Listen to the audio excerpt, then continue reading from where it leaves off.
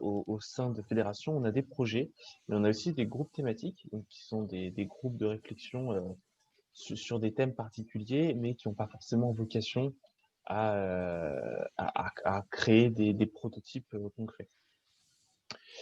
Dans ce cadre-là, on a lancé un groupe thématique sur l'exploration de la Lune. Donc, vu le contexte actuel en fait entre l'émergence du New Space, les 50 ans de l'homme sur la Lune, en ce moment, il y a plein d'initiatives qui se créent donc à propos de la Lune, et donc on a voulu contribuer à cet élan.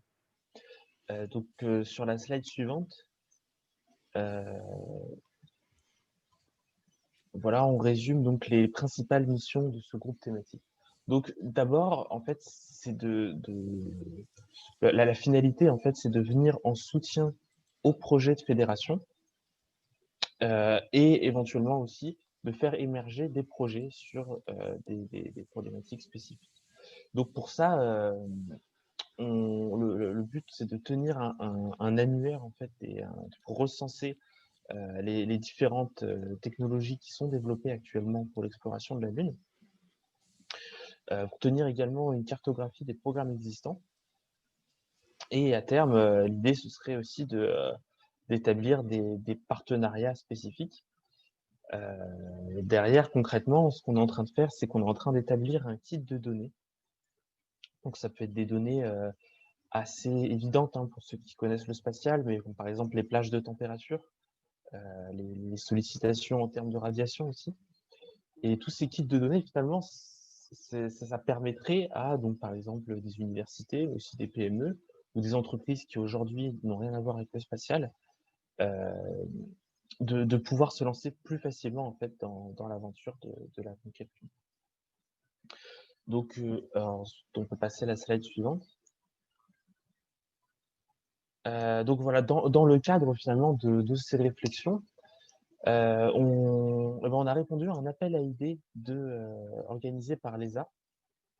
Donc, il faut savoir qu'à partir de 2028, l'ESA a prévu d'envoyer 3 atterrisseurs sur la Lune, donc pour principalement des charges scientifiques. Et donc, à la slide suivante, voilà, on peut voir qu'on a mis en valeur finalement une des briques du projet Mars-Proof qui a été présenté au début de la présentation. Alors, il s'agit d'un simple concasseur. Et même pour un concasseur, je dirais que c'est la technologie la plus ancienne, mais aussi la plus fiable. Donc, c'est inspiré du marteau à cames de Léonard de Vinci, qui lui-même s'inspire des pilons donc, qui étaient utilisés par les premiers hommes pour broyer des matériaux.